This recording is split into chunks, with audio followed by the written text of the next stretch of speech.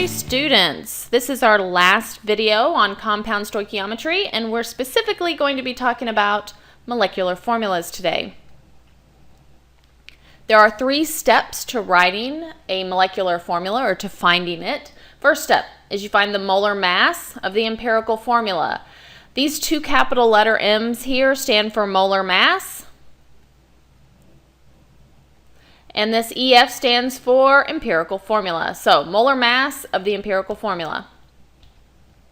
Second step is you are going to divide the given molecular mass, which means they have to give it to you, of the entire molecule, which is mm molar mass of the molecule, by the molecular mass of the empirical formula.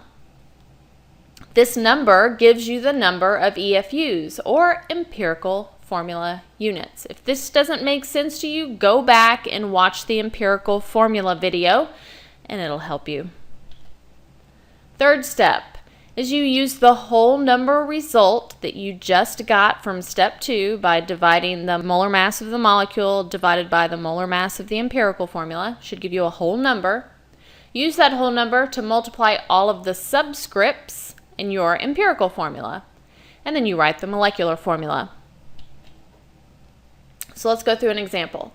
The empirical formula and molar mass for a substance were determined to be C2H4O and 132.16 grams per mole respectively. So this 132.16 is the molar mass, and C2H4O is the empirical formula. So I'll underline that for you. You need to determine the molecular formula of the substance. Now remember, the molecular formula is the formula that is not in its least whole number ratio. It represents the actual number of atoms in that formula. So the first thing we need to do is find the molar mass of the empirical formula. Our empirical formula is C2H4O. We have 2 carbons.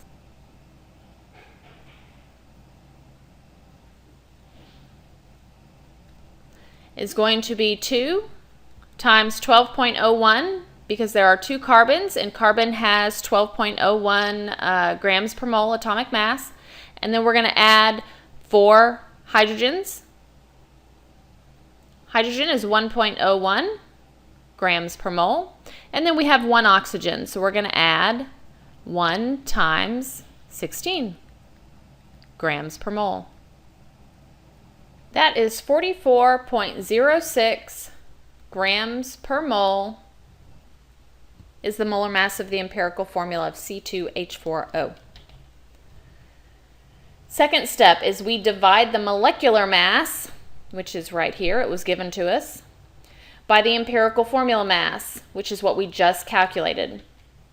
So that's 132.16 divided by 44.06, and that is 3. It should always give you a whole number ratio. You shouldn't get 3.3, 2.6. You shouldn't get that. It should always be a whole number. If it's not, you did something wrong.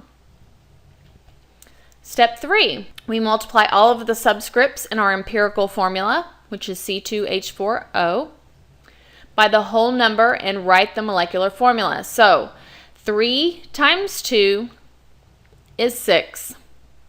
So it's going to be C6. 3 times 4 is 12, so it's H12, and 3 times 1 is 3.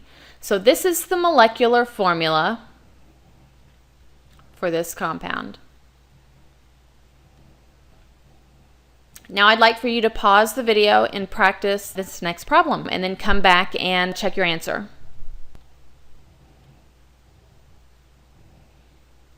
Now go ahead and pause the video, try this problem, and then come back and check your answer. Here's a hint. A hydrocarbon means there is a hydrogen and a carbon.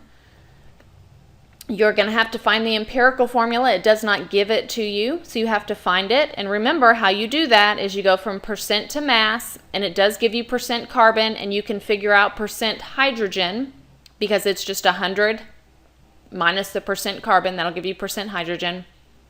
Mass to moles, divide by smallest, and multiply till whole. Go ahead and check your answers.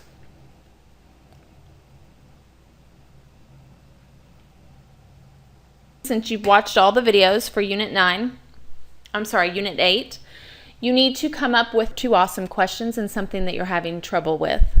And if you don't have any problems, then we expect you to get 110 on the test.